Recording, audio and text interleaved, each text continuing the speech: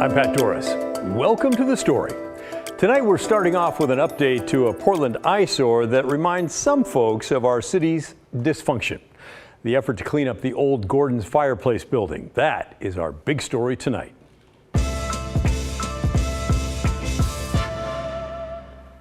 I've been here long enough to remember when that old building was a real business. You could get ornate fireplaces or pokers or screens for your fireplace at home. But in 2016, after 61 years, Gordon's Fireplace went out of business, and it's pretty much been downhill ever since. You can see the building from Interstate 84 in Northeast Portland, or if you drive along Northeast Broadway, pretty hard to miss. It's covered with graffiti. We've reported on this before, but the question remains, will it get cleaned up anytime soon? Kyle Iboshi looked into that for us. The clock is ticking on the old Gordon's Fireplace shop in Northeast Portland. The historic building, covered in graffiti, is scheduled to go on the auction block later this month. The Portland City Council voted to foreclose on the property, which is facing nearly $150,000 in delinquent liens for code violations. Will you pay off the liens to prevent it from going into foreclosure? Right now, I'm refusing to pay off the liens. Bill Joyce was hired by the property owners in early September to manage the project. I oversee them. I overlord them is probably a better way of saying it. Joyce said he's working to improve the property. He's added some fencing and hopes the city will postpone the September 30th foreclosure sale. If it doesn't, Joyce said he'll put the companies that own the property into bankruptcy, pausing the sale. It really just gives companies like this time to come up with a plan and to be able to affect the plan and to be able to get approval of the plan, or alternatively, if the numbers just don't work, then they liquidate. Joyce said he's considering litigation against the city for fines and penalties associated with the Gordon's Fireplace building, and he's looking at suing others for not maintaining the area around the property. In August, PNC Bank sued the property owners for defaulting on their loan. The lawsuit claims they owe nearly $5 million to lenders. The historic building overlooking Interstate 84 was purchased in 2017 with plans to create office space and retail. But after the pandemic hit, developers reevaluated to focus on residential. The project stalled. In the past few years, the property has fallen into disrepair, generating complaints from neighbors about broken windows, falling glass, and graffiti. My guess is that it's not developable in the near future or even in the medium-term future. So we might be looking at 5 or 10 years of abandonment. Gerard Mildner, professor emeritus of real estate and finance at Portland State University, explains the three-story structure is challenging for redevelopment because of its odd shape, historic designation, and lack of underground parking. Probably its best use over the next 10 years is going to be as a surface parking lot. I cannot imagine somebody in the current economic environment for offices converting it to office, and there are a lot of limitations on trying to develop it as apartments. The Gordon's Fireplace building is one of 10 properties being sold at public auction later this month. Others include the site of a warehouse fire along the Willamette River, a decrepit old building on Northeast Alberta, and several homes in disrepair, also facing thousands of dollars in delinquent liens. Kyle's with me now, and okay, so it's going up, I guess, for auction maybe. If it does, can just anybody buy it? Right, if it does go up for auction, anybody can buy it. The minimum bid is $500,000. Also, the buyer must pay in full that very same day. It's really been interesting how long this is all dragged out. I thought it would have been done a lot sooner, either cleaned up or torn down. And I guess there's even multiple steps still to go. Can the owners still hang on to the building? They can potentially, if they pay off those liens just before that public auction, they'll be able to keep the property. Additionally, if it goes to auction, they still have a 3-month window where they can go in, pay off those bills, and then regain possession once again of the building. Wow. Okay. Thanks, Kyle. It looked a lot better out there when it was a real going concern. Appreciate your reporting on that.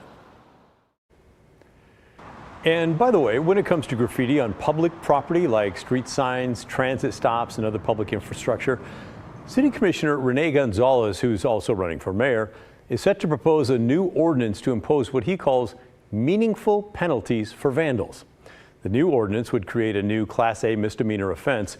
It would carry a minimum sentence of a week in jail and 50 hours of alternative community service where they would be put to work cleaning up graffiti. Again, it would be focused on public property and would not apply to private property, but it would apply to buildings where the property line meets a public right-of-way like a sidewalk. Gonzalez plans to officially present the ordinance at a city council meeting next week.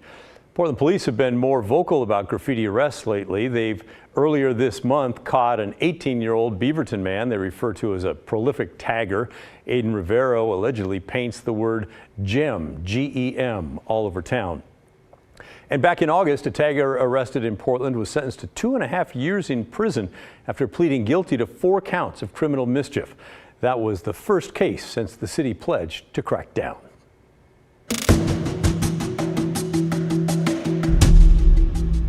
An update now to the ongoing saga of tainted water in eastern Oregon. The Port of Morrow has announced it will stop spreading water with high concentrations of nitrates during the winter season beginning a year from now, so in 2025. That is a year earlier than was required. So what's changed? Let me explain. First, some background. A massive aquifer beneath the Boardman area is contaminated with nitrates. They come from water put on by a variety of sources, including farming, food processing plants, large animal operations, and the Port of Morrow. The contamination is a big problem because thousands of mostly low-income people living in the area get their water from that same aquifer. Many wells there have been found to have high levels of nitrates, which are bad for humans. We've been reporting on this problem for the past year. It's something the state of Oregon has known about for 34 years, but has done nothing to change the trajectory of the pollution. It is getting worse. If you'd like to check out our many previous stories on this, they're available anytime on the KGW YouTube channel, or just go there and then search for tainted waters. Now, part of the problem comes from the Port of Morrow, which collects enormous amounts of wastewater from the companies located there. Much of that water has nitrates in it. The water is pumped away from the port and spread through irrigation circles over farm fields as fertilizer. But when the water is spread during the non-growing season in the winter, the risk of contaminating the groundwater is higher because the plants are not as able to soak up the nitrates into their roots. The Department of Environmental Quality limits where that water can be spread in the winter, but still, there are issues. Over the years, the Port of Morrow has violated its permit hundreds of times by spreading too much water in the winter and racked up millions of dollars in fines from the DEQ. So, what's changing now? Under this new proposed permit, the port will stop spreading any water in the winter after this year. It will instead hold all of that water in new storage ponds built at the port. The port is also asking the DEQ to allow it to identify fields with a lower risk of nitrate leaching into the aquifer and let it spread their water there this winter. It also wants to expand the fields where it spreads water by about 45%, arguing that the same amount of water sprayed over a larger area makes it less likely to leach into the aquifer. The port is asking for changes in its permit, and the DEQ has stated that it does plan to approve the plan, although it also wants to hear from you, the public, first. More about that in a moment. I asked for comments from the folks involved, and I got them. A business-friendly group which formed to help solve the problem there, called Water for Eastern Oregon, sent a statement which includes this from the executive director. Not only is groundwater protection important, but so too is the ability to keep our largest employers operational. We hope that state agencies, the port, and stakeholders in the basin can work together to find solutions that will allow the port to maintain operations and not impact local employees over the holidays. An advocacy group fighting to help people who live in the area, called Oregon Rural Action, is pleased that the non-growing season watering is going to stop early, but also worried about other parts of the plan. It's very exciting to see that the port's moving up the time frame for stopping winter dumping of wastewater. That never should have been happening in the first place, and the sooner that practice ends, the better. It's just concerning to see that packaged with what I can only describe as a poison pill in 30-pound rule, excuse me. Okay, so will you explain that then? Sure, yeah. So last winter, the port accrued around 900 violations for its wastewater spreading activities in the winter, and about a third of those were violations of what's called the 30-pound rule. Essentially, the port's required to take measurements of how much of the nitrate is getting how deep into the soil. When it gets too deep, and more than 30 pounds per acre gets into the bottom of the root zone, that's a violation because it's very likely that that nitrate's going to leach.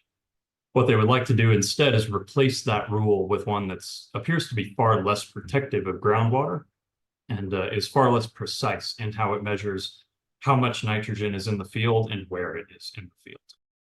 Now, as you might imagine, the port, which suggested these changes, disagrees. Its executive director wrote to say the port will use a new nitrogen index, which will help gauge how much nitrate is in any field, and that the port is the steward of the valuable water resource for reuse that provides irrigation to farmers and allows them to avoid using chemical fertilizers. Yes, we are investing millions of dollars to improve our water reuse system and comply with state regulations. She went on to write, as you know, DEQ data shows wastewater reuse is a minor contributor to water contamination in the lower Columbia Basin, but good stewardship means doing our part to reduce the risk profile of our water use. Okay, now for your role. The DEQ wants to hear from you, especially if you live out in that area. You can show up in person for a meeting to share your thoughts. It's going to happen on October 9th at 6 p.m. at Riverside High School in Boardman. You can also join the meeting virtually, and you can mail or email your comments to the DEQ. We have all the details on how to do that connected to our web story. It's posted right now. You can find it at kgw.com. Coming up next on the story, it's the political bombshell many of you have sent our way. Current commissioner and mayoral hopeful Carmen Rubio's horrendous driving record and the latest incident that was caught on camera. How Rubio responded when our team tracked her down at City Hall. When the story returns.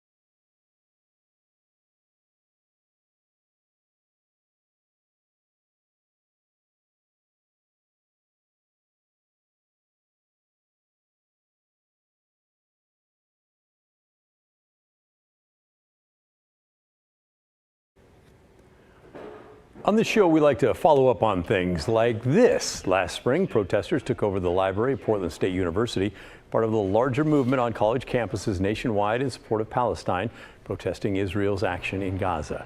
After several days of occupation, police cleared them out, arresting 30 people. It turns out only 6 were PSU students. The library has been closed ever since, until now. It opened back up this week ahead of classes for the fall term that start at the end of the month. And it looks a lot better now. The graffiti has been covered over, furniture is back where it belongs. Staff says some things were too broken to fix and had to be replaced. There was damage to computers, TVs, glass walls. All of them were replaced.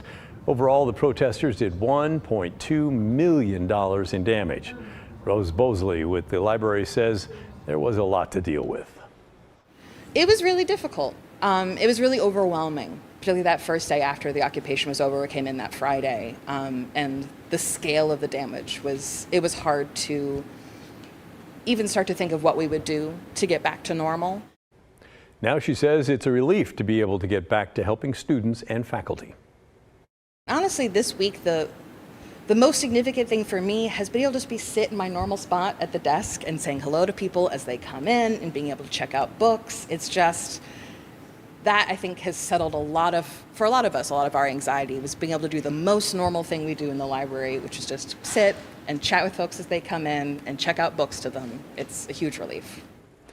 We know you want to know what happened to those 30 protesters who were arrested. We got this message from viewer Mitchell, who said, "I found the destruction of the PSU Library so utterly senseless that I would like to know if charges were filed against those who desecrated the library." Many of them were indeed charged with misdemeanors, including criminal trespass. Court records show that several of those cases are still pending. We know at least one person pleaded guilty and agreed to 16 hours of community service. If they do that, then prosecutors will dismiss that misdemeanor charge. And now let's get to a story that just keeps on surprising us at every turn. Current city commissioner and mayoral candidate Carmen Rubio's dreadful driving record and the fallout since it was reported by the Oregonian earlier this month. In case you've been living in a bunker, the Oregonian found that over the past 20 years, Rubio has racked up 150 parking and traffic violations, which led to having her license suspended 6 different times. And for a major contender to be Portland's next mayor, things cannot get any worse, right? Oh, yes, they can. Just days after that initial report came out, Rubio was caught on a Tesla security video, bumping in and apparently scraping the car while pulling into a parking spot. The video obtained by the Oregonian then shows her walking away without leaving a note. Blair Best tracked down Rubio today at City Hall to ask her about her driving record and this latest run-in with the Tesla. So I did what most people would do. As soon as I learned that I had dinged the car, I left a note and called immediately and offered to pay or go through insurance. So I did what most people typically do in that situation, and that's the best I can do. So you did leave a note? I called. There was a note on the car. I called immediately as soon as I got back to my car and saw the note. Again, I'm not perfect. I make mistakes, but I put that away, and took accountability, resolved all those things years ago. And that was during a different part of my life. It was when things were hard. And I'm moving forward. I learned for those lessons, take accountability, and moving forward. All right, well, here's my opinion on this. The only reason any of this matters is because Carmen Rubio wants to lead the city of Portland as our next mayor. If you want us, the voters, to trust you, we expect you to act with integrity and accountability. It's as simple as that, and that goes for all the candidates. Hitting someone else's car and walking away with a quick glance does not show accountability or integrity. How can we believe any campaign promise or vision of the future from someone who's lacking in those two ingredients? Last night, Rubio's campaign put out a long email trying to convince the public that she is actually the victim here. They no doubt believe the reaction from the Tesla owner is an effort to take advantage of Rubio's public status. And I gotta say, I don't blame you at the campaign for doing that. It has been an awful week for you when it comes to Rubio's parking and driving record, and any distraction would be better than the facts. Now you've got this. So yeah, I get that it's been a bad week for her. But Rubio is clearly not the victim here. She did the action that created the problem. She scraped another car as she pulled into a parking spot in her car, and then she walked away. That's really going to be something for voters to think about when they decide who they want to trust to lead the city of Portland. Coming up next on The Story, award-winning author Ursula K Lawin spent much of her life in a Northwest Portland home. She died a few years ago, but one day soon, that very home where she created many of her works will be transformed into a cradle of creativity for writers of the next generation. We'll explain when The Story returns.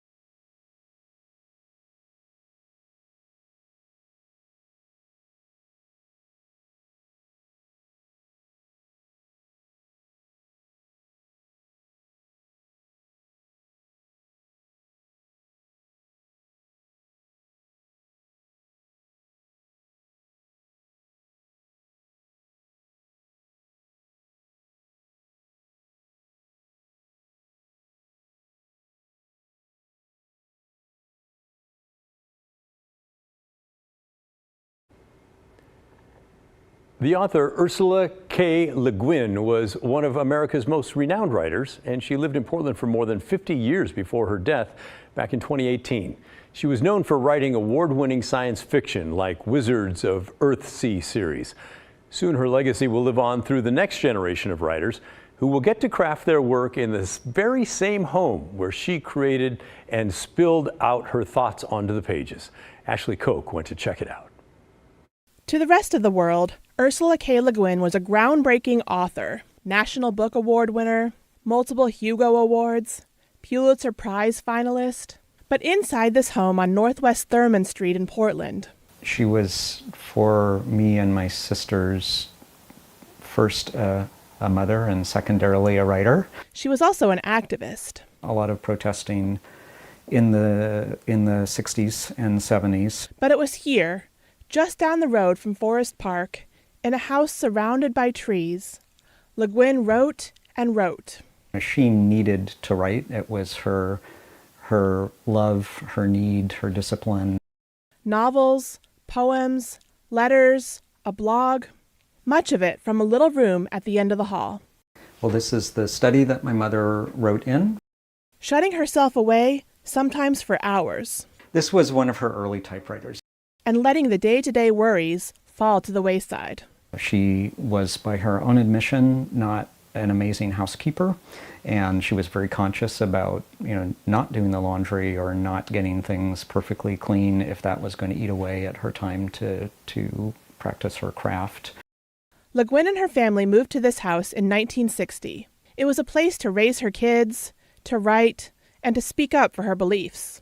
During the Iran-Iraq War, for example, the Oregonian would publish a count of fatalities every day, and she hand wrote out the number in large text and posted it in a window that faces the street here. In 1993, she dedicated a project to her neighborhood, Blue Moon over Thurman Street. Street like a river, lives like fish. Minnow kids flash by, trout souls rise. Everybody's nose upstream. A photo essay chronicling the lives of people living nearby. Come for a walk with us up Thurman and see what's to be seen and listen to some of the voices too. One day soon, this house will be opened up for others to experience the magic that captivated the great Ursula K Lawin. We'll have a residency program here for writers from all over the world with an emphasis on writers from the American West. The Lawin family will be donating the house to Portland nonprofit Literary Arts, who will transform it into a place for writers to work and live. A chance to be away from their day-to-day lives and to live in Portland and to be focused on their work exclusively. Lawin knew that sometimes you have to set aside the everyday things. She understood that what writers need is a place that is quiet, somewhat private, and separate from the day-to-day fray. She was involved with literary arts for more than 30 years. When the residency opens up, a council made of writers and literary professionals will choose who gets to come here. The writers will get a stipend, and they won't have to complete anything while they're there. It just provides space and time, right, for a writer to come and work and live and have space to dream. But they will be required to be involved in the community in some way, the way that Lawin was. It's a way of talking about Ursula's legacy as sort of a citizen, writer, artist, but also somebody really engaged in the day-to-day life of her community. That legacy that her family hopes will live on through the writers who eventually call Thurman Street home. And I do think that houses have spirits, and that spirit, lives in this house, and I hope we can continue to keep it there. Ashley Koch, KGW News. By the way, there's no timeline yet on when the residency is going to open up. Sure sounds great, though. The house still needs some renovations. Literary Arts is raising money for the effort right now. You can donate at literaryarts.org. That's the end of our show. Thanks so much for watching. And remember, the story, our collective story, that never ends. The good stuff's coming your way next, and I'll see you right back here tomorrow night at 6:30.